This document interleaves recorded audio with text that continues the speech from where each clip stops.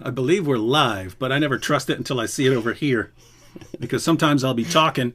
You get to see us make total, what's out of ourselves. I'll be talking because I think we're live, and then like I watch the video later, and it's like it didn't start till like 15 seconds into it. Anyway, what's up, everyone?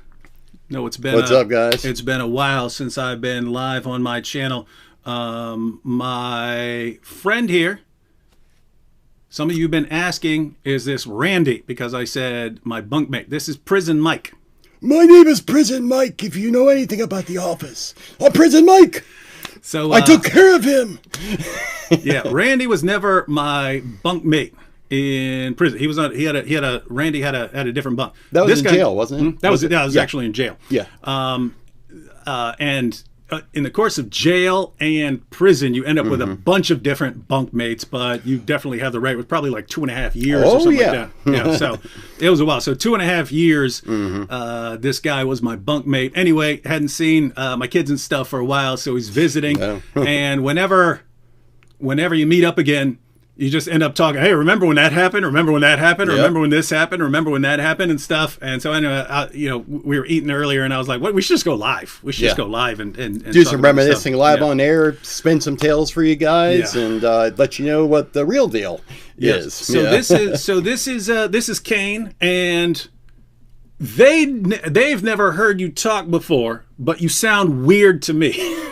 I sound weird. No, you sound weird with your. Oh, okay, yeah. Maybe I should explain something to the audience. I just had oral surgery done. My mouth is extremely sore, and I do sound lispy from time to time. I apologize. That's a problem if anybody's using closed captioning. My bad. But yeah, because I'm used to you talking like this the entire time. Well, blah blah blah blah blah blah blah. All right, so that's Prison Mike's voice. So we're gonna go ahead and share some stories. Most of them you guys probably never heard before. Stuff, basic prison stories and stuff like that. Anyway, just if you want to listen to them. Who doesn't want to listen to prison they're stories? very entertaining. There are entire YouTube channels that are just prison stories, right? Yeah, they have whole actual channels dedicated to prison life. I saw there's like I avoid them like the plague. Saw a woman has one now. I saw a woman just because I have no idea. I guess it's being recommended because I have clicked on the prison videos before, right? Right. Like you see a video. Will you get your wig split if this? And I'm like, does this guy actually know what he's talking about? So I'll click on it and stuff like that. And so now it recommends all these prison videos and stuff. Now we know what you do in your spare time. Yeah. So we're gonna tell a little prison stories, and we're gonna explain to you guys how not to get your wig split if you get locked up. And don't end up in prison. Yeah. Don't be stupid. Don't be stupid. So anyway, little background about you. Okay. We were in prison together for a few years back in the 1990s, but you'd been locked up several years before me. Yes. So you were considered, by the time I was in there, you were considered like old school convict. Yeah, I'd already... Not old school, because there were actually old men who've been locked up 20, 30 years I've done and stuff. 6.5 or 7 years before I met you. No, 6 years. 6 years before I met you. Yeah. So then... so anyway, you can go into as much or as little detail as possible, but what'd you do, man? What'd you do? All right. What'd you do? Okay, look, everything on paper or anything that's said, it always sounds awful, okay? All right, I'm just going to say it. Like, I was in for armed robbery. I was in for possession of a firearm in a robbery. Stuff, kidnapping because I took the guy hostage. Let me explain myself a little bit, though. There was a situation...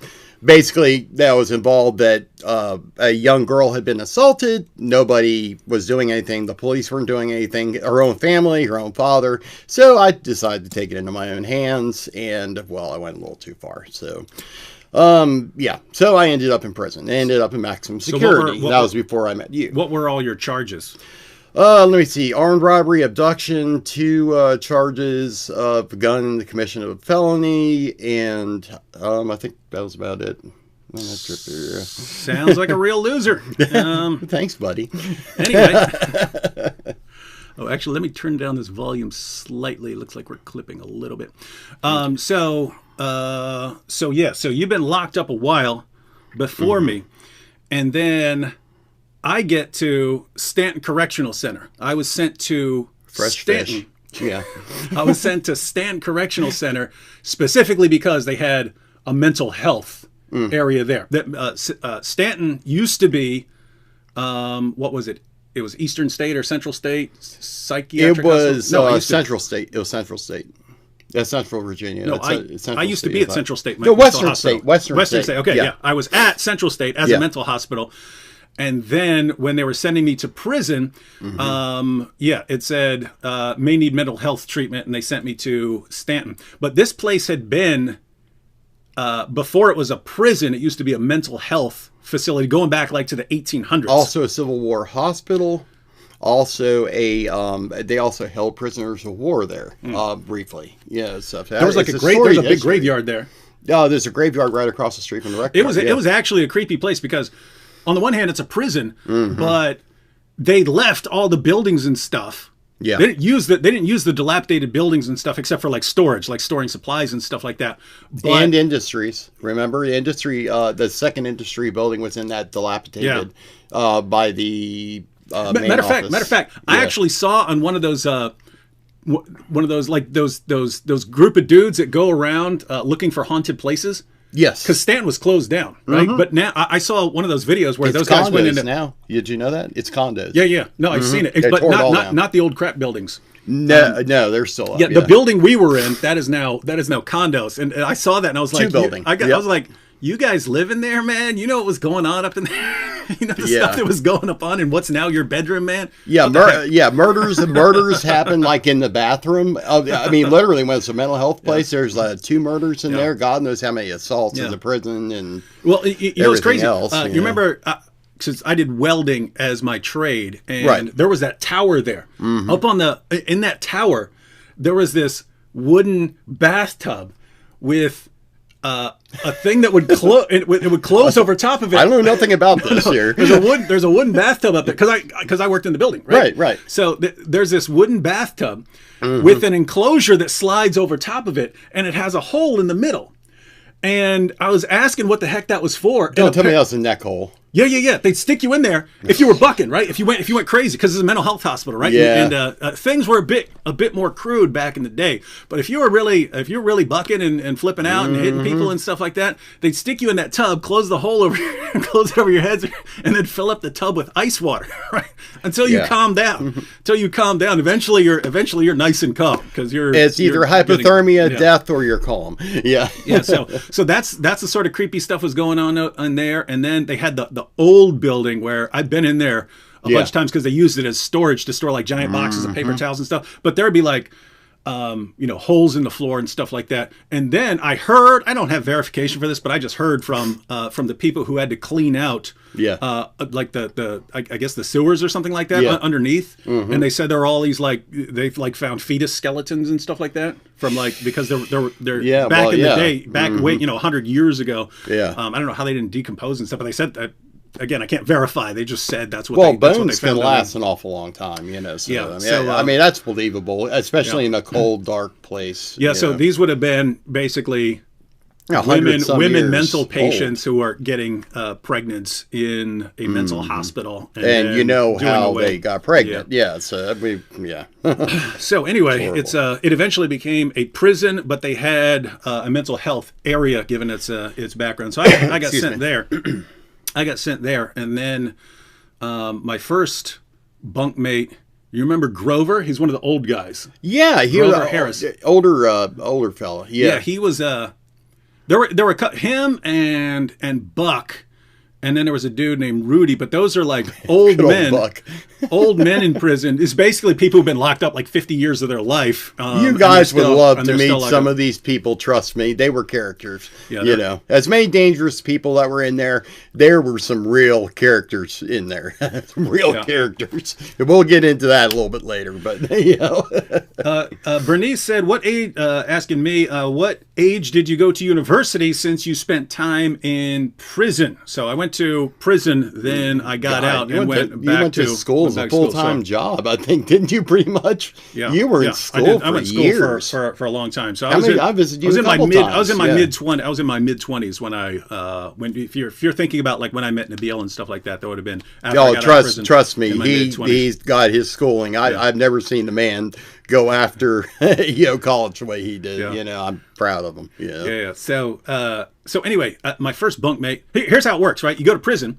I mean, it could be different in different areas, but where we were, you go to prison and they stick you on a top bunk, and then you go on a waiting list for a bottom bunk, right? Because eventually, an inmate on a bottom bunk, people generally want to be on a bottom bunk. It's better, unless you're this guy.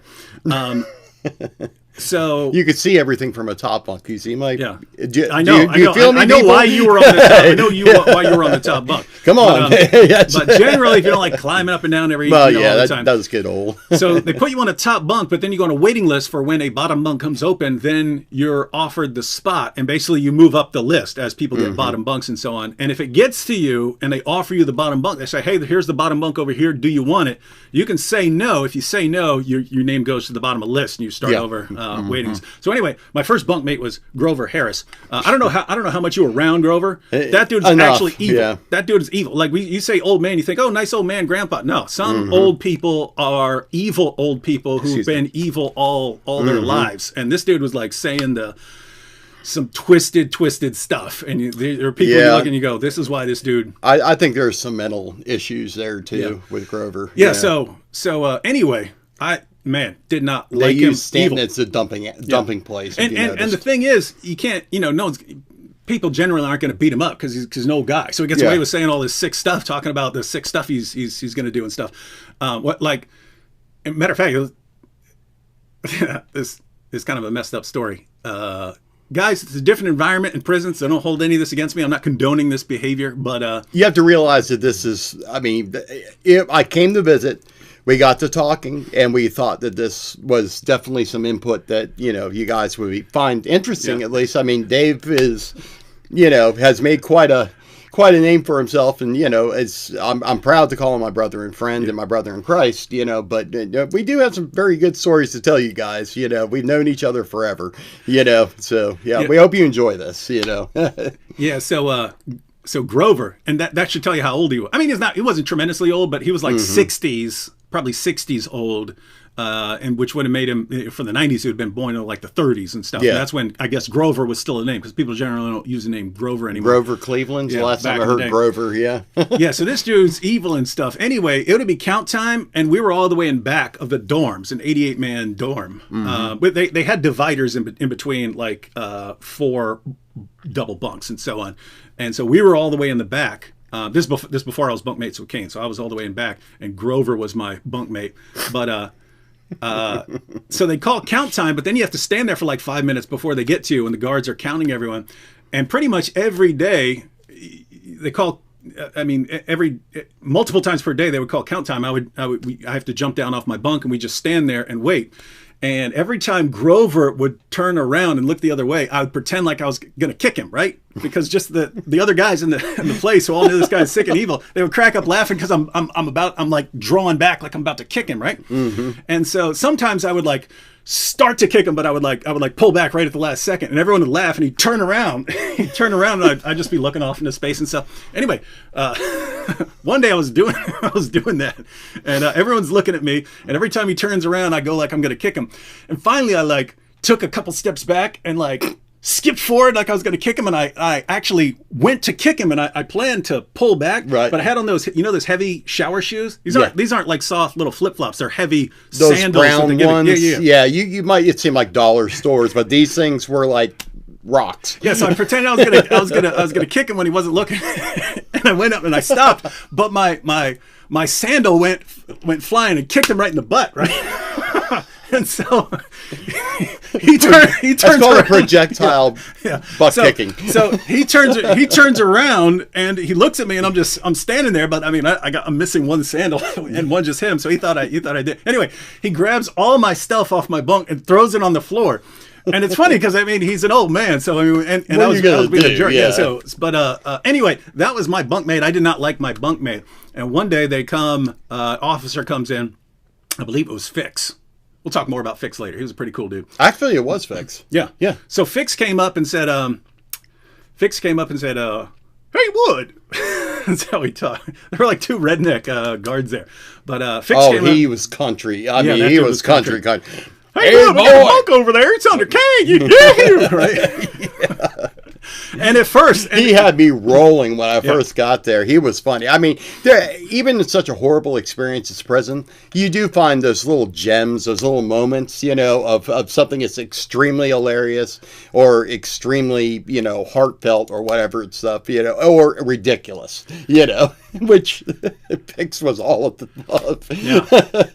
And he was cool, like him and Half, the other country guy. Whenever that was his running partner. Whenever they would be counting, they would sort of walk down to the end, and as they're walking away, I would go, "Hey, Half, how about after work we go over to the monster truck and tractor rally? And he knew it was me. He'd go, "F you, Wood!" He'd yell it at the end of the door. Anyway, Fix comes up to me and says, "Hey, Wood, you got a bunk open. It's under Kane." I was like, "Oh no, man! I got to go to the bottom of the list because I did not want to go anywhere near this dude." That was like the evil demonic area. There was always a big cloud of smoke over there. That was the area where all the drugs were. That was the tattoo spot. That was the tattoo spot because this guy is the designated tattoo artist for our dorm. Yeah, you couldn't tell or anything here. Sorry, can't use these cameras. As you can see, really slaved out and stuff. So this was the tattoo artist, and so that's where the drugs were. And I was like, God, I don't want to be over there, man. I don't want to be I was not over doing there. Drugs. That's where the crack was. That's where all the meth was. So I was like, no, I don't want to go over there. And then eventually I was like, no, what that, man? What? Maybe I'm supposed to go over there. Maybe maybe I'm supposed to be over there. Maybe I'm offered this spot because I'm supposed to be in that bunk. And so anyway, I accepted the spot, and then I went over there.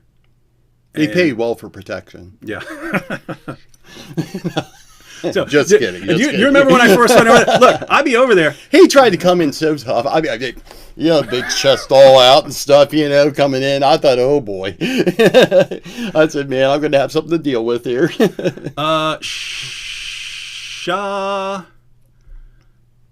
We here said, why you went to prison, Sir David? You can check. That's a long story. We're not focusing on that right now. But if you go to my channel, the video on my homepage of my YouTube channel explains my whole background story. I go into a ton of detail. Greatly recommended too. It's a very, very sincere story, and I really believe it'll touch your hearts. So there's my, kind of, I guess, accolade to Dave, and stuff. The things I've seen this man go through, and the things I've seen, you do over the years and stuff. I mean, he is an amazing man, and right. You really, really need to check out his channel. It's possibly the greatest YouTube channel ever. Now, give me the 20 video is the greatest ever. Are you paying me an hour after the video? So Rada said, David, you have tattoos. Yeah, I got some. This guy did that one. It's a resurrection scene. Anyway, enough about me. Do you remember I went over when I got the bunk? I'd be over there. I'd be reading. I'd be sitting there reading my Bible. And watching out for the cops so I could tattoo in peace. Yeah, so So you'd be sitting there going, you should read the Bible on acid. The words will come off the page and speak to you like they've never spoken before. And then I'd be like, no, I'm not doing that, man. And you go, you started saying that. You go, I notice you always keep a glass of water beside you. Don't worry. One day I'm going to slip some into your water and you're going to understand the Bible like you've never understood it before. And I was like, look, man, if I ever start feeling weird after drinking my water, it's on right there. It's on right there. Anyway, that's needless to say, I never did it. So that's this guy when I go over there, and you had all this racist crap all over you. all this Aryan, like you guys watch movies, you know, these Aryans and stuff like that. You had that white power on. You had SS tattooed on your arm. You had freaking SS. Yeah, I'm trying to get the right angle here. Yeah, all of it's covered up. You know, all of it's, you know. Yeah, but let me give you a little backdrop. Everybody some backdrop to that, so you don't think that I'm some rabid white supremacist. No, or we're gonna get to you not being. Yeah, yeah. I mean, basically, when you first go to prison, I went into maximum security because of the severity of my charges, you know, stuff like that. Now it's at Keene Mountain, which is in the farthest part of Virginia as you could possibly get, you know, and they sent me there because, you know, violence and, you know, things like that. I was a lot different person when I was younger, obviously. And, you know, I just, you know, you kind of click up, you know, with your own. And that's what I did foolishly at first. And within a very short period of time, I realized how stupid it was. And I believe, weren't you there when I got all this stuff covered up? Yeah, it was after you became a Christian. You got all this crap covered up. Yeah, stuff. Matter of fact, look, dude, that was like one of. I've seen some awesome stuff since I became a Christian. So Nabil. Oh gosh, so Nabil awesome, becoming man. a Christian. Yeah. My wife, who was an agnostic when I met her. Yeah, her becoming a Christian. But you getting all, you know, SS and white pride and stuff like that tattooed, covered up. Yeah, if I don't believe in it, why wear it? That was that was one of the highlights. It's like, yeah, it's cool. Get that crap up off you. Yeah. So anyway, that was cool. But anyway, so yeah, we start off, and you were kind of a pagan at first. I think on some level. Balance theory. That was my thing. Remember the balance theory? Yeah, I had the balance. I don't remember. Theory. I know for you good, used to, for good there had to be evil. For evil there had to be good. Yeah, I know you used to spout all this weird stuff to me. Yeah. Yeah, if I see how much you listened, yeah, but well, good thing you didn't listen to me, right? But yeah, I at that point I had subscribed to a balance theory that everything kind of evens itself out. You know, I guess sort of was my philosophy. You know that as much good you do, as much wrong as you do, somehow balances out. In other words, I was still under that. You know. I guess you have to earn your grace, you know, or whatever through good deeds or whatever. Have more good deeds, like the balance scale, like in the Egyptian lore or whatever, you know, where they put a feather on the scale and your sins, you know. I mean, that's kind of where I was at when I met Dave, you know. And that's when we started talking. Yeah. And we became friends first, and then we, you know. More like arguing. Yeah, debating. Yeah, I mean, we constantly, hotly sometimes debated, you know. I mean, it sometimes went out for hours, all night sometimes, you know. I grew up in church. Dave didn't. I grew up in church, so I knew all the right words, you know. I knew all the right things to say, all the right arguments and all, but I didn't believe them, you know. That was the problem, you know. I wanted to live life my way. I wanted to do things my way, and you see where it got me. It got me right into a prison cell, you know. So apparently my understanding was definitely not the Lord's understanding at that point in my life. So I believe that Wood was definitely brought back there to my little hellhole for a reason in prison, you know. God works with purpose, you know, in everything he does. So yeah, and just for some of you keep asking, is this Randy? No, this dude is the opposite of Randy. No, not Randy, guys. My name's Kane, Kane, like the wrestler. The precise opposite of what Randy was like. Yep. Excuse me, guys. All right. So all right, I'm back. You ended up becoming a Christian eventually. Yes. And we had some fun time. But you actually went through a bunch of stuff. Because like right after that your dad went to the hospital. Yeah, and then he passed away. Yeah. Yeah, I lost my dad while I was in prison. You know, it was a very tumultuous time in my life. I mean, obviously and stuff. I mean, but that really didn't have anything to do. I mean, that happened after actually I had dedicated my life to Christ and stuff. You know, I lost my dad. A lot of other things happened in my personal life. You know, I guess it's that thing, you know, that once you give your life to Christ, the enemy's not too happy about that, and is going to come at you, you know, with everything he's got, you know, stuff. So I didn't really understand that at that point, and I couldn't understand why bad things kept happening to me, you know, like, you know, family dying, you know, friends dying, things happening out, you know, on the street that I had no control over, you know, stuff like that. You know. And just so you guys know, Kane ended up becoming one of my best friends of all time. I mean, yeah, absolutely. So, Dave, I would drive to see Dave no matter where he was in the country. You know, yeah. Even though he lives in in the middle of nowhere, I'm still here. So, give him my address, why don't you? Well, it's Alaska, Alaska, Juneau, yeah. So 121 Main Street. Hey, I'll tell you. I mean, it'll take a little bit. I'll give you my address, but you show up, you're gonna have some real problems on your hands. This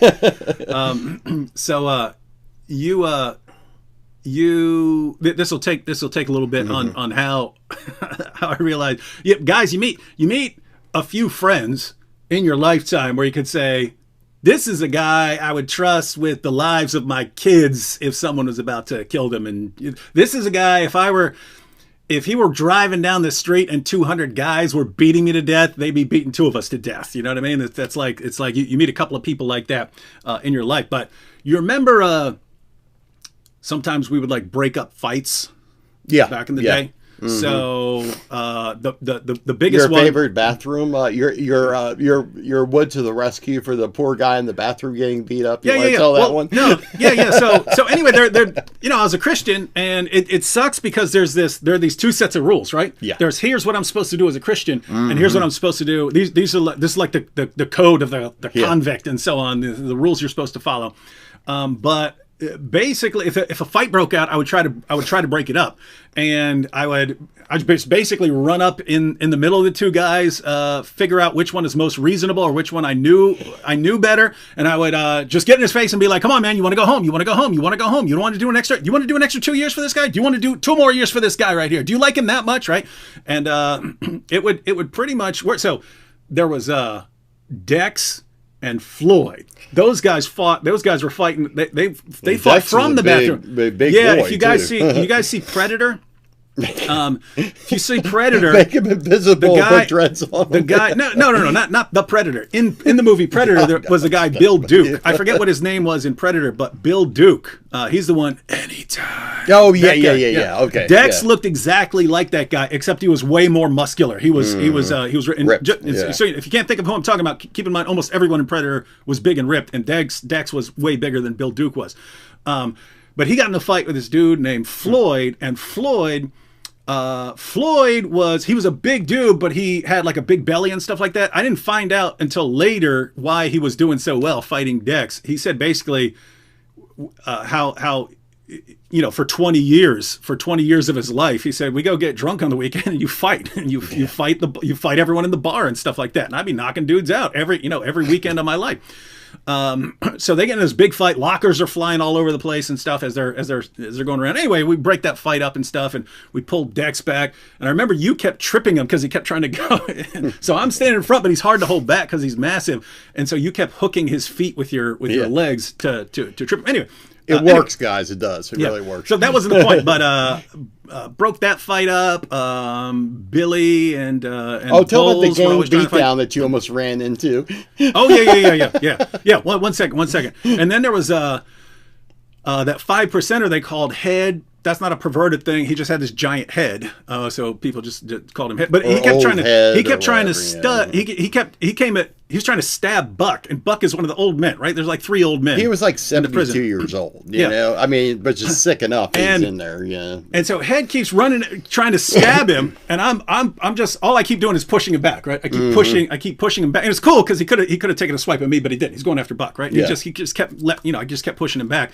But Buck, this old guy behind me, just won't shut up, right? He's like, I'll bust your head open with this lock. You come over here.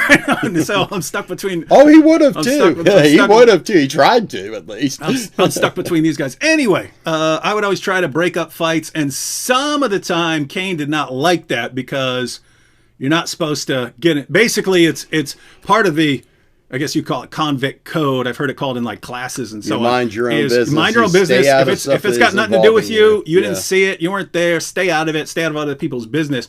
And but I would still do it. One night we would, if we were playing chess or something like that, we'd sit down kind of on opposite sides of my bunk. We'd use our foot lockers as seats, and then you got the bed in between. You put a chessboard or something like that. Anyway, we're sitting there, and you could hear a fight start in the bathroom. It's a big communal bathroom, so there are like 6 toilets, 4 urinals, and then like 6 sinks. There's 8 sinks altogether. In this big communal bathroom. With and 2 entrances. 2 entrances. And you could hear when a fight starts because it sounds like a basketball game. You hear people's sneakers squeaking on the floor and stuff like that if they're fighting. And so we started hearing that squeak, squeak, squeak, squeak, and I'm like, hey, there's a fight in the back, fight in the bathroom. Let's go break it up. And you were like, what? And he grabs me as I'm trying to get up. And he goes, what? You need to stay out of other people's business, man. You don't understand. You're gonna get messed up one day for busting into someone else's business and stuff. And I go, no, man, no, someone might need help, right? So you're like, look, what? I told, stop. And I pulled away, right? And so I bolt over there. And so there are 2 entrances. I go through the far one, and as I'm going in there, I see what it is. It's a gang initiation. It's not a normal fight, right? It's a guy who was a prospect for the gang 187. It's the code for murder, right? Yeah. He's a prospect for 187. He's finally getting beaten into the gang, right? And I'm not gonna stop you from getting beaten into a gang, right? I'm not gonna jump. You're idiotic enough to do that, then okay. So I see what it is because I go through the entrance where this initiation is taking place, and I go in there. So I stop when I see what it is, and I'm about to turn around, and through the other door, Kane busts in there, and he's like, "Hey, break this up now!" And I turn, I'm like, "Wait a minute, this guy thinks I'm dead wrong. He thinks I'm dead wrong for going in to break up this fight." Well, because you went in there, I didn't have a choice. You know? That's what I thought. I had to get your back. That's what I thought was awesome. I'm not going to let you go run off by yourself again. That's what I thought was awesome. Because so Kane comes in there, I'm like, this is initiation. But anyway, I walk out and I'm like, man, this dude thinks I'm dead wrong, and he's still not going to let me get the crap beat out of me, by myself. So anyway, well, that's what friends are for. Yeah, I mean, that is the definition of true friendship, is looking out for each other, and we have certainly did that. When I was incarcerated and David gotten out and stuff, this a little bit later on, one thing you find about prison is almost like it's like dying. Everybody forgets about you. It's like you don't exist anymore. And that makes me feel guilty because there's still a lot of people back in prison that I was very close to that I don't keep in contact with because of life. Mm-hmm. We all have things we need to do, and it's hard to keep up, with that. But Dave took care of me while I was in prison. He sent me money. He sent me encouraging letters, to keep my faith up. Things like that. You don't find that quality in very many people, and I would certainly suggest that any of you, if you have a close friend like that and stuff, you need to hold on to them, and you need to make sure that it's reciprocal, mm-hmm. that's reciprocated, I mean, think about this, right? Like, I knew you way before Nabil, way before my wife, other people I'm around right now. I mean, apart from a couple family members. Yeah. I mean, I don't really talk to many more people than him and a few other people. That's it. Yeah. Mm-hmm. So you became a Christian and put up with my fight stopping adventures. I learned you're pretty cool, and we ended up getting into some other adventures because it's still weird to think about it, right? Because in prison it's still almost unbelievable, kind of how this whole went down. You have you have Christians in prison. Mm-hmm. You have Muslims in prison. You have lots of cults. You have lots of cults in prison. Satanists, Odinists, you name it, they're there. So there's the 5%, there's the Nation of Islam, and so on. There's the 1%ers, those are the bikers. So I mean, not like the regular bikers. These are the killers, the bad ones, And so, but the ones that, the ones where I was like, what are you guys doing? You had the group of devil worshippers, right? Mm-hmm. And it's like, dude, do you know where you are? You're a little group of devil worshippers. You're in prison, right? And then what was even weirder than that for me was the dude Oaks, who started a group of Wiccans there, right? These are witches, everyone. These are witches. There's no difference between white magic and black magic. Magic is magic, and it comes from one source. Come on, guys. So common sense. This dude Oaks was a high priest of Wicca, right? He's a high priest of Wicca who gets locked up. And could this dude have played Gandalf in a movie or not?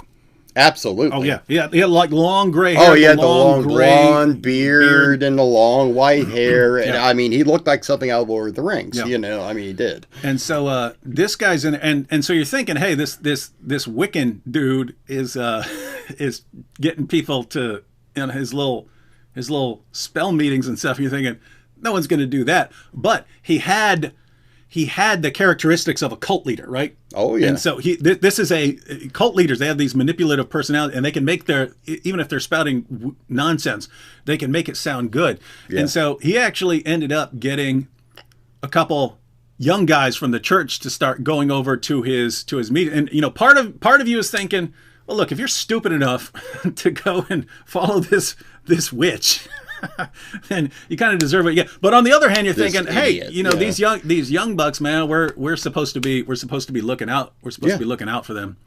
And so you're the one who actually had the idea for a showdown. Kane's sitting there and he's going, look, why don't we just do it like Elijah did? Why don't we just do it like Elijah did? He said, look, I'll go down there. I'll challenge him to cast a spell, right? I'll give him whatever he needs. If he wants hair, fingernail clippings, if he wants my blood, I'll give him my blood.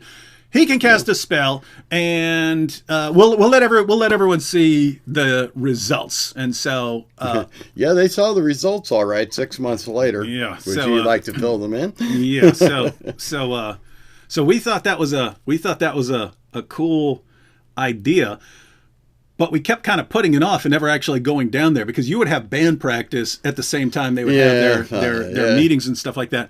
Anyway, eventually... Always something would come up. It was funny, yeah. Eventually, Goob, he was the leader of the devil worshippers, right? We're not. That was his nickname in prison. He was apparently like marked... We would need hours to explain all this.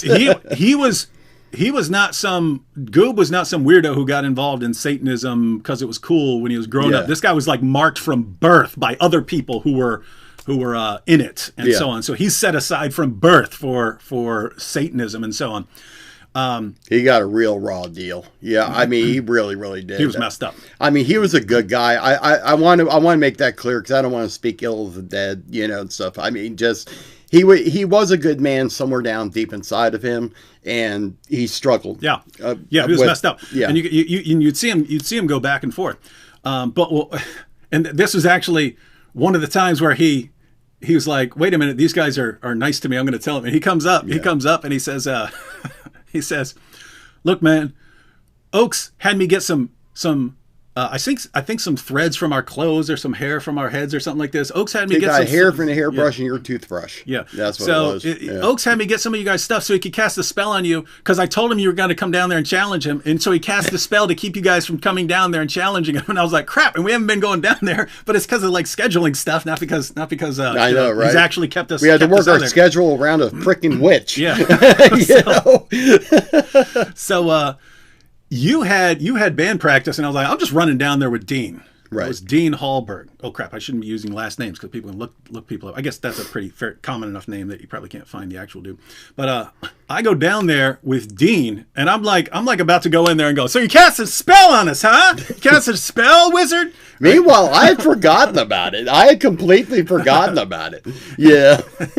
And so, I mean, getting down there is actually, it was funny I was kind of annoyed. It's like, wait a minute, you got Wiccans and devil worshippers working together, casting spells on us? It can't be good. Yeah. So I'm going down there. I'm about to go full Elijah on this dude. I go down there.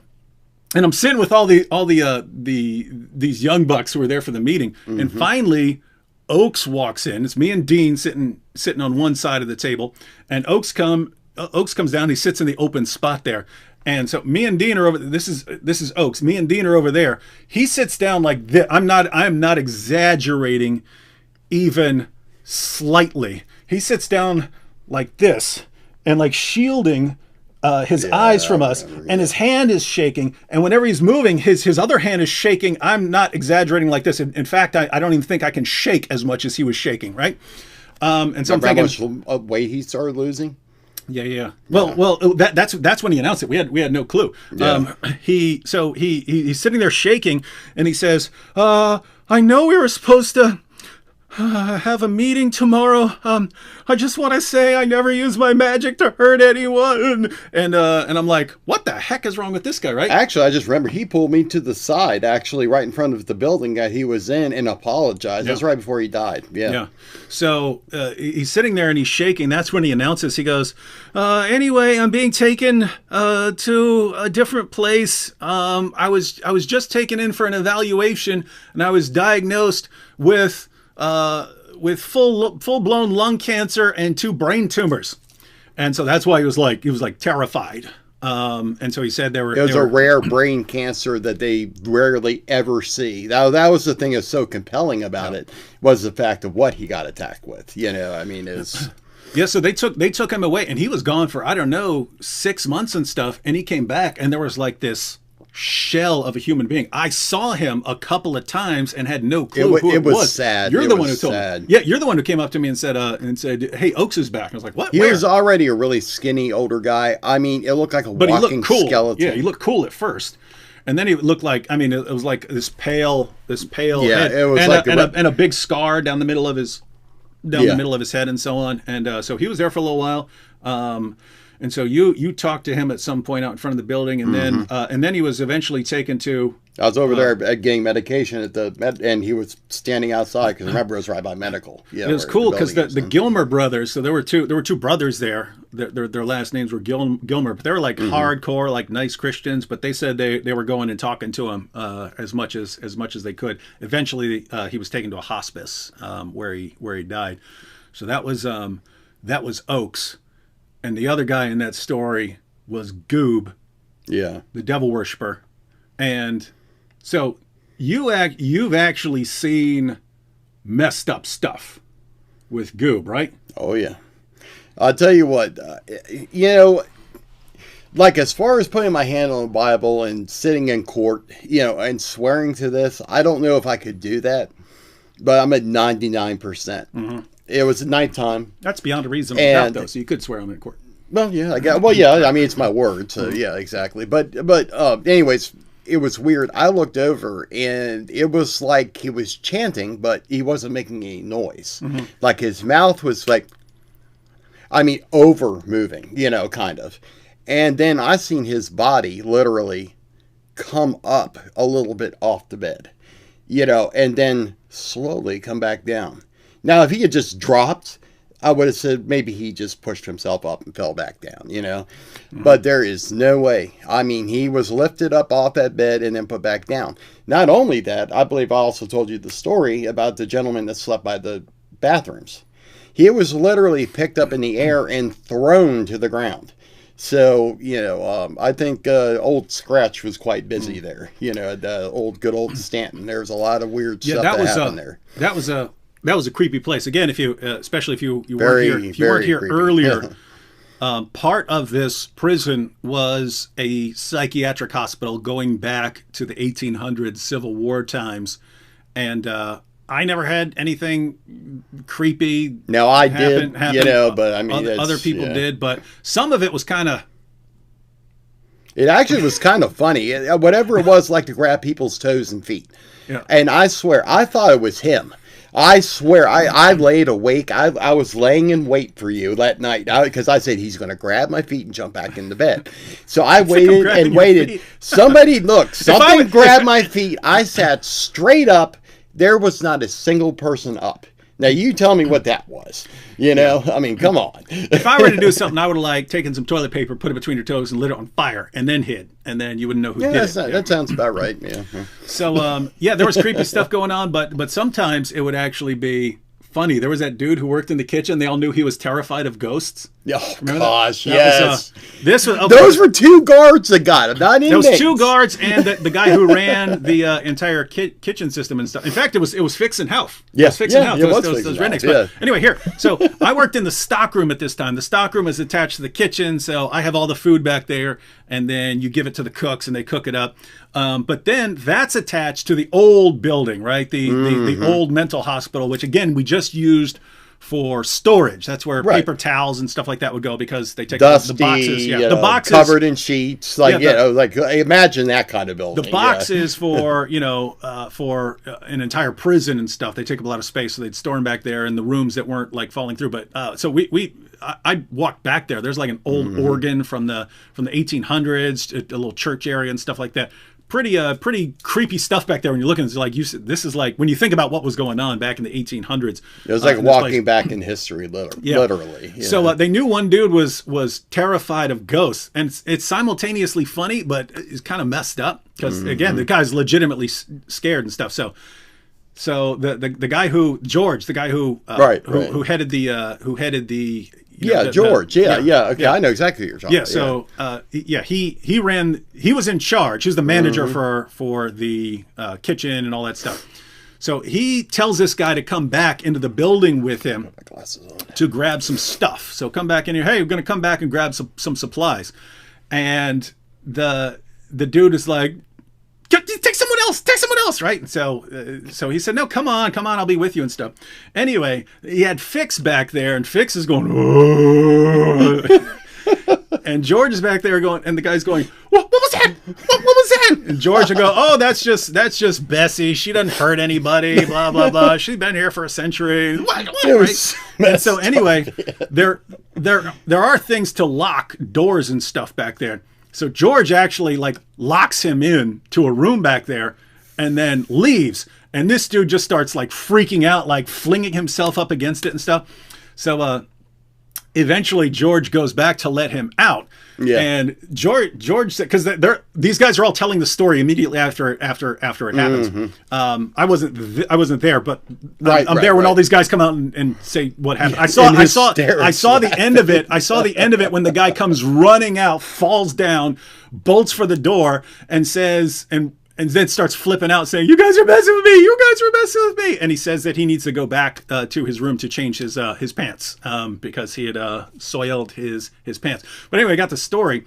So George goes back, opens the door. Stiller, really? I'm sorry. Go ahead. So George said, as soon as the door opens, boom! The guy flies by him. Right? He flies by him running, and Fix said, I heard him run, and stuff. And so he said, right as he's going by me, I reach out and grab his shoulder, and grab him. Fix said the dude flipped out, lands flat on his face, jumps back up, doesn't even look back to see it's Fix, right? Doesn't even look back, jumps up, and Fix said it was like in Scooby-Doo where their legs would be moving, but they're still in place, right? He was getting like a warm-up before he started running. Yeah. So he bolts out of there, and that's when he has to go change his drawers and stuff. It's funny because Fix comes out and he goes, well, what happened?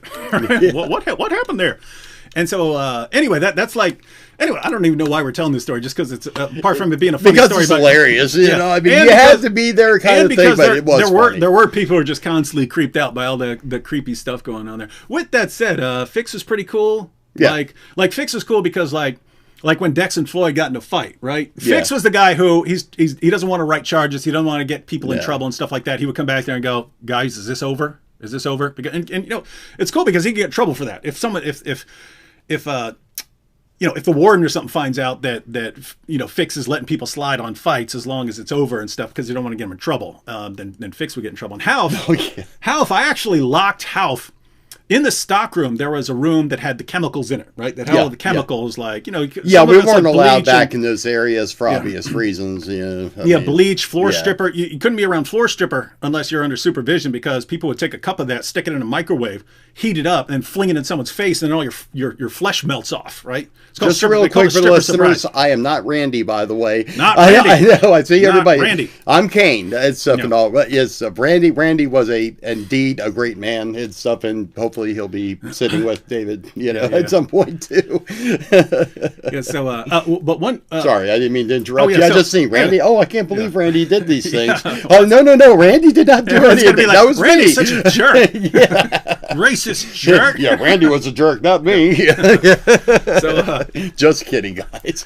So Half was Half had to go in to get some chemicals one time, and I was the only one back there. I was the only one working in the stock room, and Half had to go in to get some chemicals.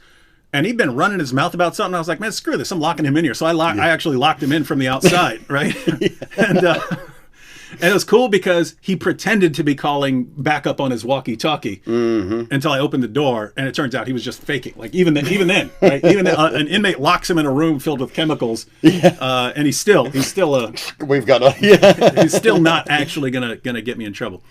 So yeah, Fix was cool. Half was cool guys. But back to. By the way, it said Randy's in the chat. Randy's not Randy in the chat. Way, he could be in the chat. Okay, I'm just checking with you. No, okay. Randy's still locked up. Oh, so much on it, right? So I thought you said. No, he had 21 felonies. Fix, Half, then back to the devil worshipping group. Yeah. So we had Goob. Yeah. He's the leader of the devil worshippers, which I thought was, dude, you not know where you are, right? But there were a couple of them who were really into it, and there was Rick. Can you verify? This is one of the few people. You sometimes. I knew you were going to bring up Rick. You sometimes think that someone is. Hey, maybe this guy's like demon possessed, but with Rick, that's one of like the handful of people. That's one of the handful of people where I was like, that dude is possessed by a demon. And I have personal backup for this. On the weekends, they used to let us stay up all night. Friday night, Saturday night. Excuse me for a second. Again, sorry, I just had oral surgery done 2 weeks ago. Little problems talking sometimes. You're talking trash about me. You're going to need surgery again. Yeah. Oh, snap. Oh, burn. Did you get my... no. Okay. No, what happened was, so we could stay up every Friday and Saturday night, all night, whatever. Watch TV, draw, whatever you wanted to do, So I walk out into the day room portion, which is in between two dorms, huge dorms, on each side. I walk into the day room, and here he is standing, literally in the middle of the day room with his arms down by his sides, just staring at me. And keep in mind, this guy's not really big, but he's covered in cigarette burns that his dad left on him, and cigar burns, and he could bench. Was shredded. He was like 5'7", but maybe 150 pounds, and could do 320 10 times on the bench. Yeah, the most I can't do 320 the most we had on the yard. Yeah, the most times. we had on the yard was 320, and you got this devil worshiper tiny out little there thing just out there. Crushing it. Yeah, I mean, he's repping it like it was 100 pounds. So he comes up and gets in my face. I mean, literally gets this close to me, and he says, "I hate you, Kane." And I'm just like, it's not very much in your life somebody just comes right up to your face and says, "I hate you," so I'm sort of like, okay, stuff. And I knew what it was about. It was about me becoming Christian and stuff. And a lot of the guys that I had been running with weren't very happy about that decision, as you know. And, he said, the usual guy stuff, a little banter went back and forth between us. But let me tell you something, though, that I observed when he walked up on me. The heat radiating off him, I would say, was every bit of, I'd say 160 to 200 degrees, somewhere in there. It felt like that, at least. It felt like an opened oven door. Mm-hmm. And when I looked in his eyes, those were not his eyes. I was looking at something very old and ancient. You could actually see his face change. He would look normal and be listening to himself. His and all of a sudden, would change. Yeah, like somebody doing this with their face, and then their face is totally different. And the stuff that he would say when he changed. Yes, I don't even want to repeat it. Like what's even beyond his intelligence you don't or see this, whatever level. You don't see this as far as the level of blasphemy coming out of his mouth. It's stuff you never heard on any movie about devil worshippers and demonic possession. We won't even talk about the tongue, the Aramaic stuff. You've not heard stuff coming out of someone's mouth. Anyway, go ahead. Yeah, well, he started speaking like in another language, and I think it was Aramaic. I mean, which we're dating this back now, 4,000 years or so, and I got to say that was at one point where I really did call on the Lord to protect me because I felt in very imminent physical danger, and I'm not easy, to beat up, you know what I mean? And this little dude literally has me scared to death because I didn't know what he was going to do. I mean, it felt like a pit bull was like 1 inch from my face about to bite my face off. I mean, that's what it felt like. But I stood my ground, and stuff, and I told him, I said, do whatever you think you feel is necessary. He stared at me for about another 30 seconds and walked away. You know, he came back to himself, I think is what happened, and didn't realize what he was doing standing there. So, yeah, demon possession and stuff like that, I absolutely believe in. And in prison, it's rampant. That is not the only example that I have. I have many other stories that I could, maybe we'll get into it another time, but I have a lot of stories that I've had direct, contact with that. And let me tell you, when you have the Lord in your heart, you have nothing to fear. Stuff. I might have been scared, but I wasn't scared. You know what I mean? Like, as far as, spiritually. You remember, I don't know if you remember this because we'd never talked about it, but there was, so the bunk directly across from us, there was a 5%er who used to be on top, but below that there was Mackenzie. After Mackenzie, after Mackenzie went, I don't know where he went, but I think he got out or something like that.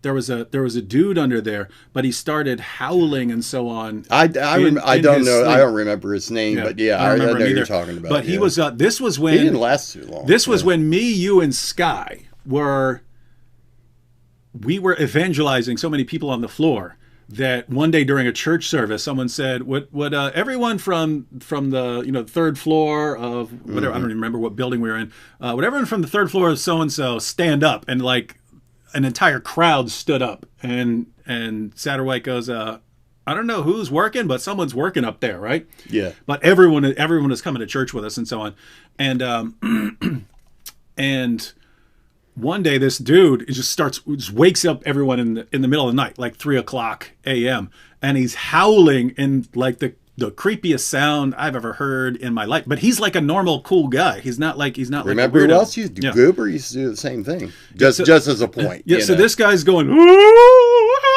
he's going, "You three guys," and he's howling, "You three guys, you three guys." And you we three finally guys. are like, wait a second. Yeah. I go over and I wake him up, and he looks up and he goes, "Hey, what's up?" And I go, "Hey, you all right, man?" He goes, "Yeah, what's up?" And I go, "You're like screaming you woke up the entire dorm." He's like, "I did what?" And so anyway, creepy. But you just get this creepy feeling when it's going on.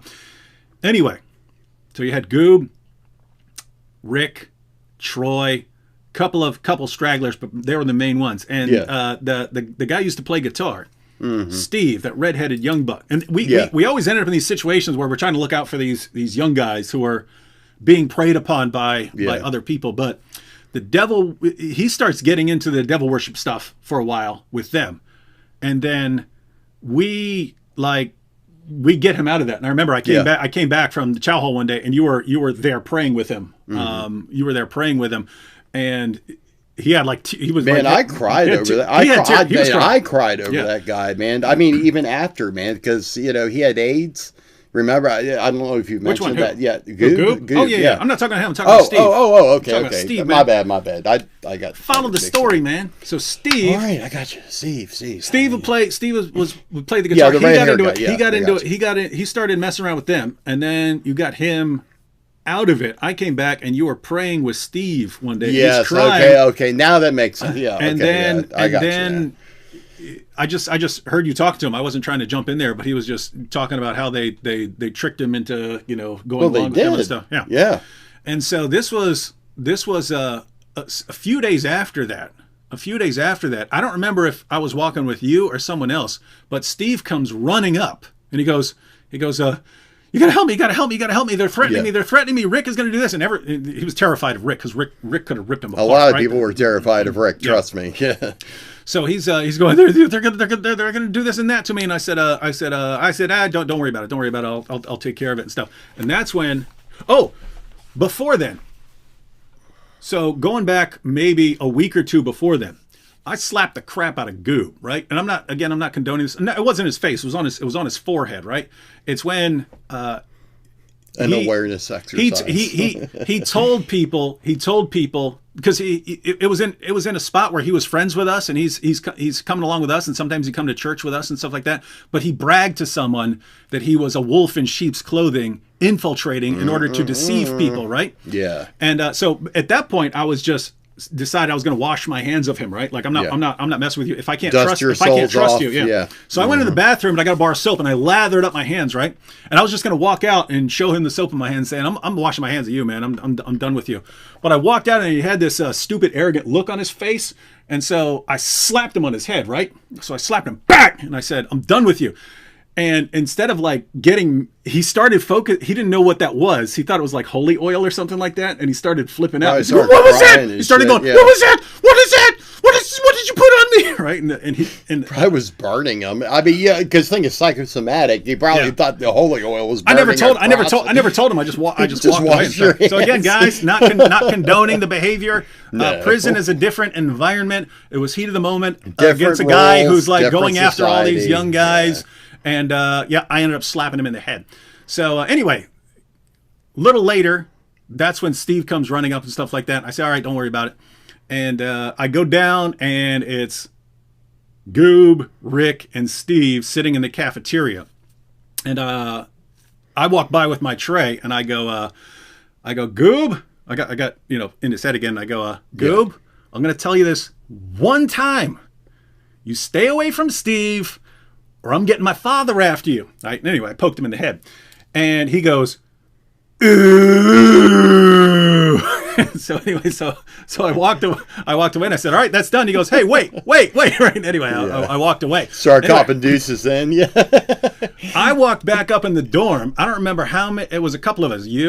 One or two others, and I was like, guys, let's pray for the Lord to deal with this guy, because he's obviously treating this as a joke, going after this young guy. Yeah, we weren't getting anywhere, it seemed like. Yeah, we got together, prayed for God to deal with this problem, and it was just God. That was just beyond our understanding and beyond our comprehension. It was just God, get rid of him. And it was a couple hours later. The alarm goes off. The alarm. That means everyone go back, and you're going to be counted. Right. We don't find out until later that Troy and Rick that evening tried to escape, and Goob didn't try to escape, but he was locked up for planning their escape. And then you heard from Bowles, who was in their little Satanist seance, that a demon appeared to them that evening and said, if you go right now, I will help you escape. I don't know why these idiots always came to me, but for some reason, everybody at that prison, everybody at that prison and stuff, if they were involved in some kind of horrible thing or whatever, they assumed that I must be down with it, because, I mean, keep in mind, I came from maximum security to a medium security, so I guess I can kind of see that a little bit, but, I mean, it was ridiculous. They would come running to me with all this stuff, and they would sometimes run the wood with the stuff, and it's like, I really think it was a cry for help more than it was, like they wanted us to take care of their problem. I kind of really got that impression on a couple people. And then, like with Goob, and I will say this, toward, his thing, I think he got himself, I think he signed a contract kind of in his mind that he should never have signed. And it doesn't mean that I mean, as far as giving your soul to the devil or whatever, you don't have to go out in the middle of a yard and slaughter a chicken and say that. It's about the way you live. It's about the way you carry yourself, things like that. And I think Goob got so into the drug scene and so into, I mean, he was homeless. I mean, before prison, he had a really rough time of it, and he turned to the wrong thing. I mean, his upbringing and everything didn't help either. So Goob had AIDS, and he got it from. Can I tell? I know exactly what it was from. Drug use. I tell you the exact story. And he knew it, right? He knew the guy had AIDS. No. And he knows the exact moment he got it. He told me the story. I forgot to tell you this. Okay, well, first time premiere. Here you go. This is how Goob got AIDS. This is new stuff. This might be the you title. Didn't know. None of you out there know how Goob got AIDS. This is premiering knowledge of how Goob got AIDS. Okay. What happened was he was under an underpass with another individual. I'm not even going to say sex or anything like that. Just say another individual. And they were getting ready to, I don't know about YouTube's rules. You don't need to know all that. Okay. They were about to do something you're not supposed to do. Yeah. Okay. You guys get the idea. But anyways, they didn't have any water. So he took the needle the guy had just used rainwater out of the gutter to prepare his thing, and he said, I knew when I was pushing that plunger that I had just gotten AIDS. He said he knew the second he got it, which I personally believe is very, very spiritual there too. I mean, he knew what he was doing was wrong. Yeah, he said he didn't care. Yeah, and he said he just didn't care, and he disobeyed God, and he did that, and he ended up with AIDS. I mean, one thing I do have to say about him, he didn't go around crying about it all the time. Yeah, he was. He was kind of feel bad for me. Yeah, he was kind of. He could be. He would use it at times. Like one time, one time someone stole a jar of Goob's coffee. Right? He had a jar filled with like Maxwell House coffee or something. It's a good strategy, guys. Someone stole it, and all of a sudden it was count time. Anyone who wanted to yell something out at everyone to make an announcement, you do it right when the door closed after count time, because everyone's sitting there. And so as soon as the door closed, you hear, "Hey, whoever stole my coffee, better check yourself before you wreck yourself." He goes, "I have AIDS and I spit in it and I hope you get it." He found his jar of coffee. If anybody's HIV positive, we're not laughing at that. Yeah. We're laughing at the incident. We're laughing at Goob being funny, using this to his advantage. He found his coffee in the garbage can later. At least he got his coffee back. Yeah. So anyway, that was the last time I saw these dudes. Yeah. And it was just amazing that it was right then. It was like 2 hours after hey, I'm gonna get my father after you, and then last time I see any of these dudes. So anyway, that was sort of next. Certain things stand out in your mind more than the others. The other thing that stands out in my mind a lot before I left, because this is how I ended up leaving, was starting to get involved with Islam. So remember Barnhill? Yes. We were both friends with Barnhill. Barnhill was my weightlifting partner for like 5-6 months. Whenever we could, we hit the gym. It's even more than that. Yeah. So, you guys hung out a lot. So this is like the first Muslim that I hung out with and talked to. He was the imam, the inmate imam of the community there. And, he never did me wrong. He was a nice guy. I really, to this day, I like him. Now he was in there. He shot a pastor and stabbed the pastor's wife while kidnapping the daughter, and then converted to Islam when he got locked up. So he actually had some messed up. I actually looked it up when I was out and I actually found it. But so yeah, that's what Barnhill was in there for. Anyway, I had a messed up past too, so we shared our stories. We ended up as weightlifting partners, and we discussed Christianity and Islam. So that's when I wasn't studying Muslim sources, but I would learn as I go, right? They're handing out their Muslim tracts and stuff, and I would go look up what they're saying. And I actually respected Barnhill because, and you actually went and talked to him, because I found a track and they were talking about Bible verses and so on. And didn't they have something wrong or something? No, it was the numbers. Remember the numbers of people that went out. They said, "Oh, it's a contradiction," and this is a contradiction, and we all know it's not contradiction. One of the things was Muhammad, and suppose Muhammad was name, never mentioned in the Bible ever. I challenge anybody, $200.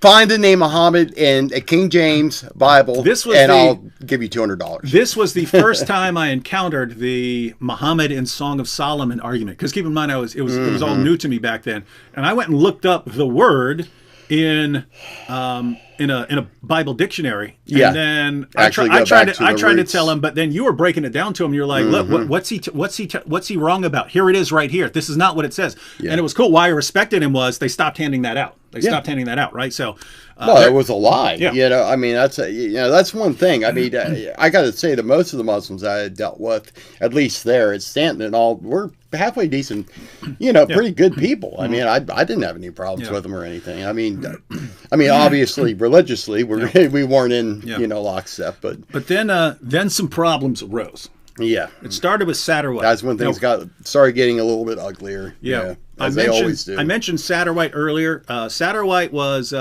he was an ex Nation of Islam guy. He was in there for bank robbery and so on. Had been in the Nation of Islam. Now he was getting he wasn't terribly old, but he was What do you think? 50, early 50s, something like that. 50s. I'd say about 50. Super nice guy, right? This The guy had nicest guy you'll ever this meet guy in had your been like life, a violent, angry young guy and became like the nicest Christian in the world. As far as the Christians I've met, like who were like the awesomest Christians I've met, that guy's top 5. Yeah. And so he's like the kind of leader of the Christian community. Well, there. he was a leader. I mean, basically was a leader of the Christian community. That man could have ordered me, David, go do this, and I would have gone and done it just because I had that much respect for him. Anyway, Satterwhite, each of the main religious organizations had their own bulletin board in the cafeteria area.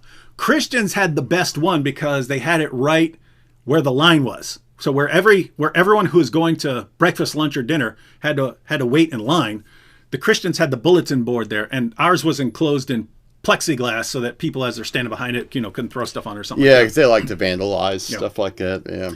So Satterwhite had control of the Christian bulletin board, and he posted this little note. It was no bigger than this, right, on this giant bulletin board, and it just said, "Hey, if you're reading this, there are many false paths." And he named some things, and he said Jehovah's Witness, Islam, and he mentioned a couple of other things, and he said those are false paths, right? So that was it. That was, and he mentioned Islam because he had been Nation of Islam, right? So that was it. He posted that, and then all of a sudden it was gone and so on. And I heard people say that the Muslims had surrounded Satterwhite on the ball field. So so we talked to Satterwhite, and he said basically about a dozen Muslims came up and surrounded him on the ball field. Surrounded him on the ball field and said, "Hey, you need to take that stuff down." And see, there's a right and a wrong way to go about things. Like, even if you want him to take that down, like, I don't think you would be consistent. I mean, your book, the Quran, is filled with commands to violently subjugate us and fight us until we pay you jizya and so on, all sorts of horrible things. So for you to just say, as a Christian, hey, Islam is false, I don't think you could be consistent. Someone else who's not part of any of this conversation say, "Hey, quit being a jerk and messing with people." That's one thing. You guys, how dare you put that up there? That's one thing. You have to know the whole story. Yeah. If it had been like Barnhill, so he's the leader of the Muslims. Yeah. If it had been Barnhill coming up to them and saying, "Hey, I just want to pull you aside. We don't want any conflict here. We want to keep everything peaceful. So if you could, take that down," that would be one thing. It was the fact that they surrounded him and like thugged out. And so it's an intimidation factor and stuff. And they know it's like the nicest guy in the world. He's like, "Look, man, they wanted me to say, I'm not going to fight over this stuff." So I took it down. So anyway, after that happened, keep in mind, my only interactions with Muslims up until then are with Barnhill, and I'm friends with him. An explosive beginning, and here it is. Yeah, so another premiere. So I told Satterwhite, I was like, "Look, just invent a new church position, person in control of the bulletin board, and make me in charge of that. Give me the key, because there's the key, there's a lock and key and stuff." I said, "Make me in charge of that, and then next time they come and complain to you, you send them. You say, no, that's David Wood's. I have nothing to do with that. David Wood is in control of that." So Satterwhite says, "Okay," and he hands me the key, and so now I have control of the bulletin board. So it's funny. So I drew this giant serpent, right? This giant serpent head, right, with like these hypnotic eyes, and and then like part of the body. The serpent was coming out of the side of the bulletin board right down to the middle, and then I put a big word bubble there, and the serpent was saying, "Hiss. Jesus was just a prophet. Trust me," right? So anyway, I put that on the bulletin board and go ahead and lock it in there and stuff. And then the outcry was glorious. And then I keep everyone's seeing it because everyone who eats on the entire camp is standing in front of this thing. Basically, every person in that institution saw that. Yeah, is standing in front of that, right? About 1,000. And so anyway, later Satan.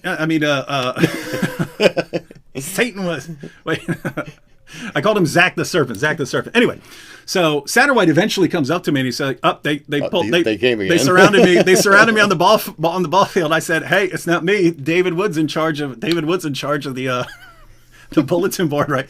So I told him it was you, man. And I was like, "Okay, yeah." So I thought either I'm just going to get clocked, right? I'm going to be walking in and back, right? I'm going to get hit. Yeah. But so it was either that, or I was thinking that they're going to surround me like they did Satterwhite. And I was just going to be like, okay, surround me. I was going to be like, no, I'm not taking it down. Let me tell you about your prophet. And then if they wanted to beat me down, they could. Or I was hoping to get into a argument with them, something like that. Because they took me out. Keep in mind, I wouldn't have done that if they hadn't done that to Satterwhite. You know what I mean? I'm not like, hey, Dave wasn't the one that started the trouble. Yeah. He just finished it. Yeah, basically. So so anyway, so here's where things got awesome. Right. So I think I'm either going to get clocked or they're going to surround me. I walk around for 2 days. I make sure I'm walking all over the place. No one ever messes with me. Right. Yeah. And I'm like, what is going on here? Anyway, then I get called in to the warden's office. I go in there. The warden has this stack of complaints about me and tells me that Muslims are complaining that I hurt their feelings and I'm attacking them, right? They snitched on them. I was shocked, right? Wait, you guys just thugged out on Satterwhite. You thugged out on Satterwhite, but you complained to the warden about me? And never said a word to you. And did, not a word. Or right? to me, you figured it would have come to me, so you need to tell your boy to stop putting stuff up. They didn't even come to me about it. Nothing. So this was, this, guys, I don't know if you learn nothing about prison from what we're saying here. Don't ever end up there.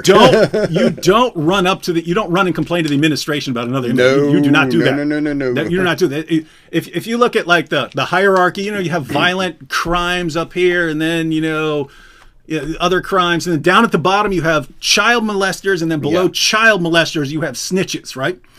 You don't complain to the administration. They did. They went and complained to the administration. And I'm like, wait, you guys thug out on this dude, and then you whine to the warden about me. So the warden was cool. All he said was, just take that down, right? Take that down. Like, I don't want to get any. He came from a common sense angle. He was just, please just take this down, make my life easier on me, so they stop coming to my office and bothering me. Now here's where things got awesome, right? So I made this big sign for the bulletin board. Right. And my sign said, members of a certain religion were apparently offended at our new character, Zack the Serpent.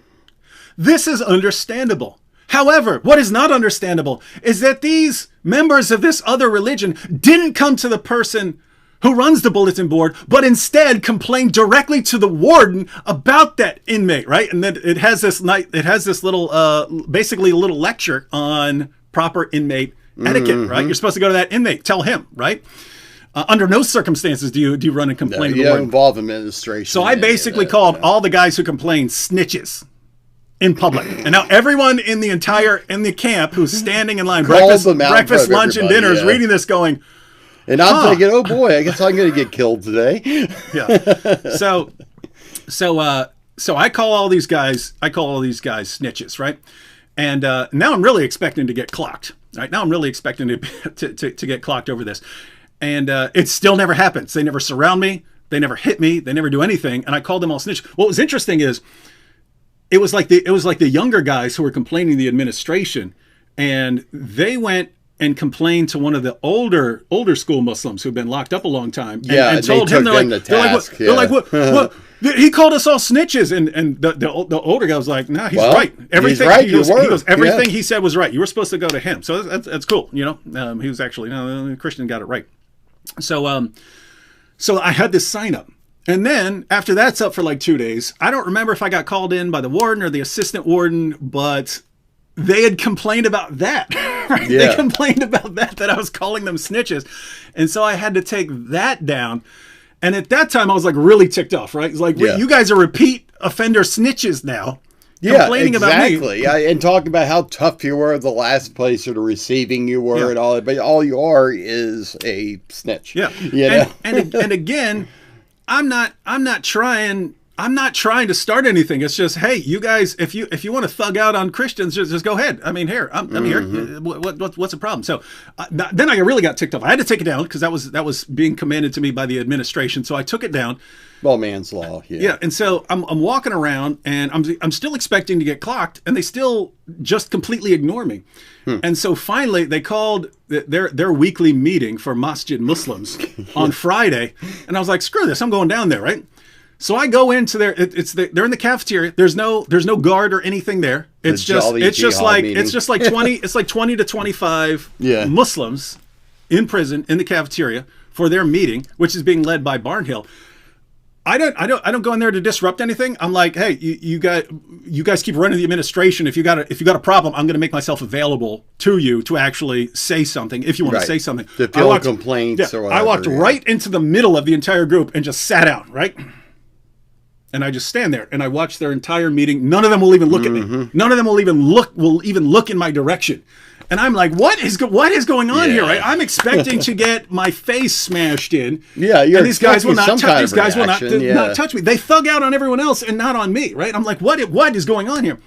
Anyway, it wasn't too long. So anyway, finished the meeting. I got up and left and so on. Okay. It wasn't long after that I got removed from that prison, sent to another prison, and it was because there were so many complaints that David was going to get hurt if they did not get out. So they actually took me out of the prison because of threats against me. And I left there. I'm like, are you kidding me? You thug out on the nicest Christian in the world. I give you an opportunity to thug out on me. You complain to the administration. Yeah. And then when I don't back down and you can't get your way, you make threats to me so that I get removed and sent to another prison.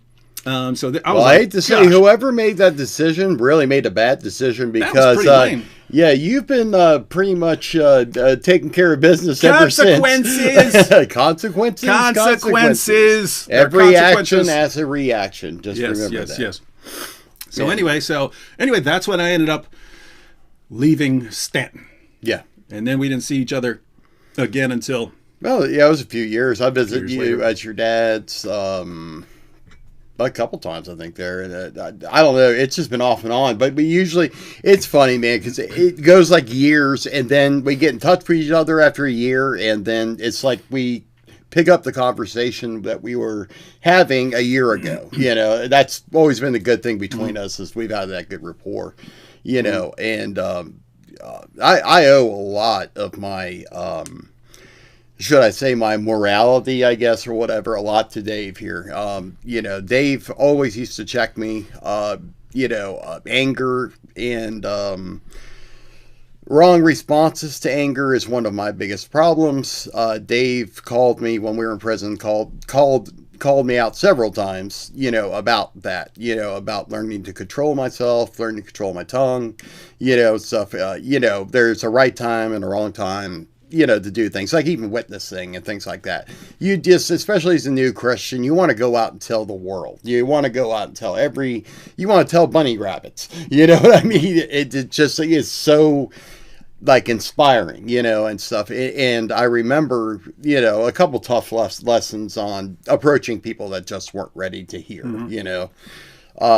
You know, so, and of course I didn't want it to make me go back to my old self by reacting to whatever they said or did or whatever, you know, and stuff. So, I mean, Dave definitely showed me some wisdom while we were in there, you know, and stuff about, you know, about assessing situations a little bit better, especially spiritually, and making the right decisions, you know. Yeah, and that's important. And the weird part is, like the weird part, like I look back on that and was like, what was I thinking a lot of the times, right? Mm-hmm. But for prison, I was like a nice guy.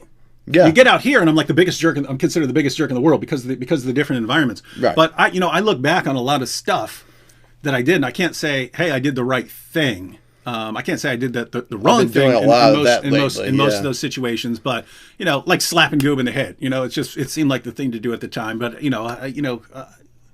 that's something that now I certainly would not slap someone in the head. But it does bother me that all the stupid stuff I would do. Yeah. Because and this is going back to when I was in jail before I was a Christian. There would be no point to it whatsoever, except to but that's what brought you to Christianity. Yeah. Well, think about the like. It was, you know, if you think about it directly. In the jail I was in, we were in a dorm there, and there was a Marine there who was fighting all the time. He had like a hair trigger temper. Yeah. Marine. He had death before dishonor tattooed down his arm and stuff like that. He was always talking about his pit bulls and stuff, and how he would fight with his pit bulls and stuff. Anyway, he was there doing freestanding squats. He's just squatting, right? And I'm walking right by him, and I go, his nickname was Pac-Man, right? Because he would take the leftover food off everyone's tray. He's working out all day doing push-ups and squats and stuff. Protein and push-ups. Yeah, protein and push-ups. I was still an atheist at this time, but I'm just trying to show you, like, you don't understand how I should have gotten my head stomped in multiple. Now back then I would have just fought. I wouldn't have fought the Muslims if they'd surrounded me. I would have put my hands up and let them smash my face in. I'm not against self-defense. In that situation, I would not have fought back. If someone's storming your house, in the middle of the night, you protect your family, guys. So Pac-Man is sitting there doing these freestanding squats. This Marine, I walk right by him and I go, "That's right, Pac-Man, sit on that penis," but the D word, right? So, "Hey, Pac-Man, sit on that D," right? And I walk right by him, right? And as I'm walking on, I thought that was funny, right? I thought that was a funny thing to say, right? Even I didn't say that. My goodness gracious. That's the point. It made no sense. I had nothing against this dude. I just wanted to. I thought it would be funny to see him flip out, but not like he would be flipping out on me, right? Yeah. And I'm walking away, and he flips out, and he comes over like he's about to grab, and I start cracking up, laughing, like I think it's hilarious that he's coming after me after this. When he could have just started, wailing on my face, and then we ended up fighting and stuff. But the point is, there was no point to any of that. There's no point to any of that, and a lot of that went away after I became a Christian. But it would be certain circumstances, like after I left Stanton, and they sent me to a much worse place. So I went to St. Bride's, and like half the dorm I was in St. Bride's were 5%ers, right? Oh, it was known for that. Yeah, so that's right. Guys, if you don't know, the 5% is an offshoot of the Nation of Islam that teaches that the black man is God and the white man is the devil. That was grafted by this. It's that. Yeah. No, that was Clarence 13X, I think, was the offshoot and so on. But yeah, it was really, really. No, Nation of Islam. That's Nation of Islam is Farrakhan. The offshoot. But the 5%ers were the offshoots. They were the militant. They were the militant arm. So like half this dorm is 5%ers. Anyway, I had this Mexican guy. I don't even know his real name. Everyone called him Amigo. I called him Amigo. Other people called him. People would call him like every. People would call him like every. Like Mexican name, they call him Julio, Jose, whatever, Hola. Yeah, and some people would call him a different name every day, right? Yeah. But we all knew because he was the only Mexican there. He was pretty cool. Dude. Anyway, I would take him to so at St. Bride's for a while he was going to church with me and stuff. And one day I heard him at the other end of the dorm when someone is saying, "Hey man, you need to calm down." He's like. He started cursing God, right? He's like, what's that MF ever done for me? Blah, blah, blah, blah, blah. And I'm sitting there and I go, hey, amigo, you shouldn't be coming to church with me anymore if you're going to be talking about God like that. So why don't you just go ahead and join the 5%, right? And half the dorm goes, whoa, right? like, why'd you bring us into this, right? And so it was that kind of situation. And that white boy really see that? And then those dudes later, they went to a different dorm, and it was a situation where they'd go up and they'd tell a dude, hand over your stuff, and if you don't, they would beat you down and take your stuff, right? Yeah, our St. Bride's was classic for that. When you filled your locker up, they come up and pull your locker out. This idiot goes in there, he's brand new, he fills up his locker, and they roll up on him, and some guys don't have anyone sending them money. This guy does, and it's it's kind of like it looks like you're throwing it in their face. Hey, I've got a locker full of stuff. So they go over there to take all his stuff, and he tries to stand up for himself, and they just beat that guy senseless. Anyway, you start hearing about it, people coming back because everyone starts scrambling because they don't want to get in trouble. And I'm like, okay, all these guys are from my dorm going over there, and they just beat this dude up, and they're all about to come back with all they're about to come back to this dorm.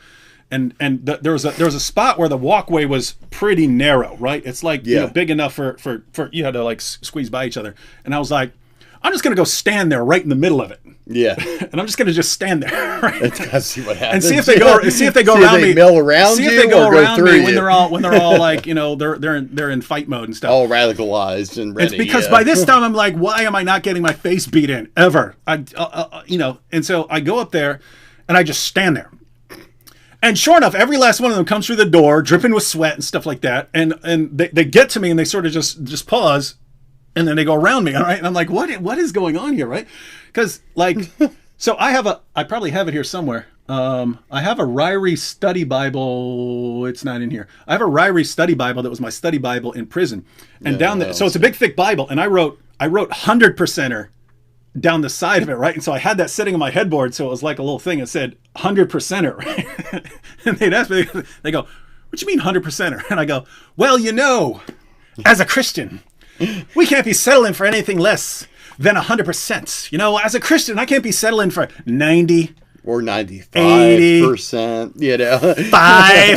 I even said I would go 5. What is 5? Is that, I thought that was like a kind of milk. Right? And to this day, I don't know, man. 5% milk, buy it. I don't know. I screwed with people the entire time I was locked up. Never got hurt at all. Well, you remember my prankster habits. I was caught.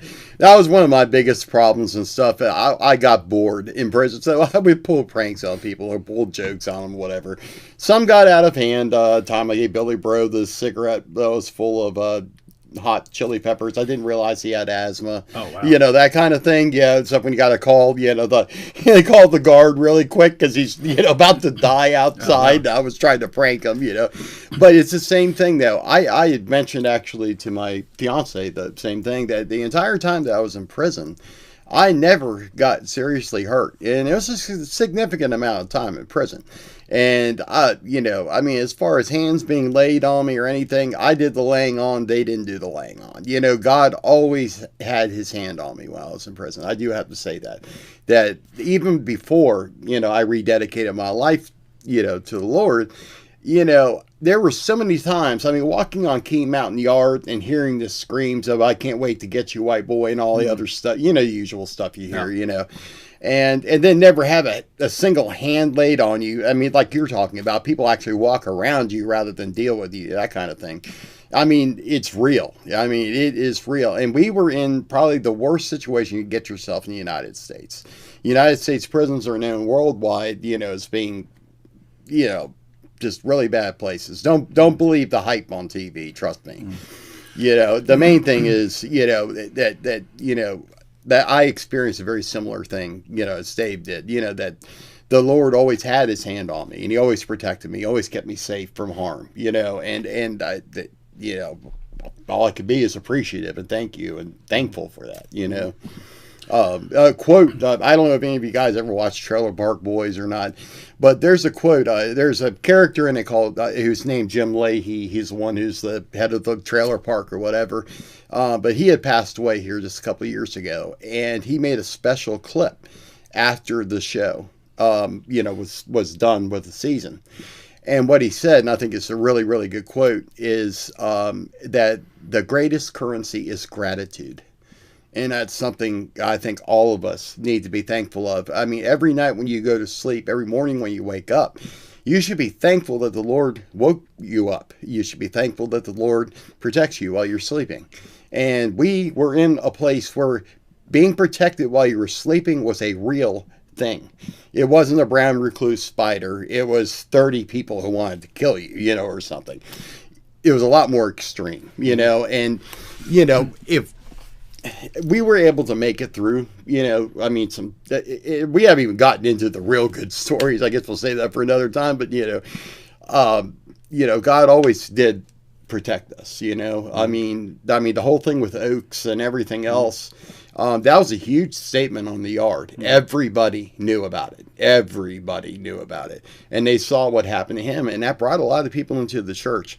And I'm not saying that that the hurtful things that someone goes through, or something like that to drive them or make other people come to church is right. I'm just saying it was a perfect storm, And to be honest with you, I still to this day am, and just blown away by what happened, how immediate the consequences were, because me and Dave were, we were sold out for Christ then.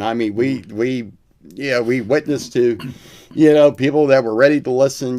We tried our best to get souls in those pews and stuff. And we both were baptized there, as a matter of fact, in a big steel tub. Imagine a huge, big steel washing tub. That's cold water. Ice cold water. And it was wintertime. Yes. And it really kind of sucked, stuff being dunked in that water. But when coming out of that water and knowing that public and not, kind of that public announcement to the world that, you're one of God's children, I'll tell you what, I didn't even feel the cold water when I came up. I felt so good. I felt reborn, I guess being born again being the key reference to that, And if we could do it in prison, anybody could do it out here. I mean, come on now, No, we've been going over an hour and a half. There is another. Has it been that long? There is another interesting topic that I'd like to discuss. That I don't think enough. I don't think it's really been addressed sufficiently, because you're talking about being sold out and so on. And you and a number of the best Christian brothers I've ever had got out and then got locked back up, and including Satterwhite.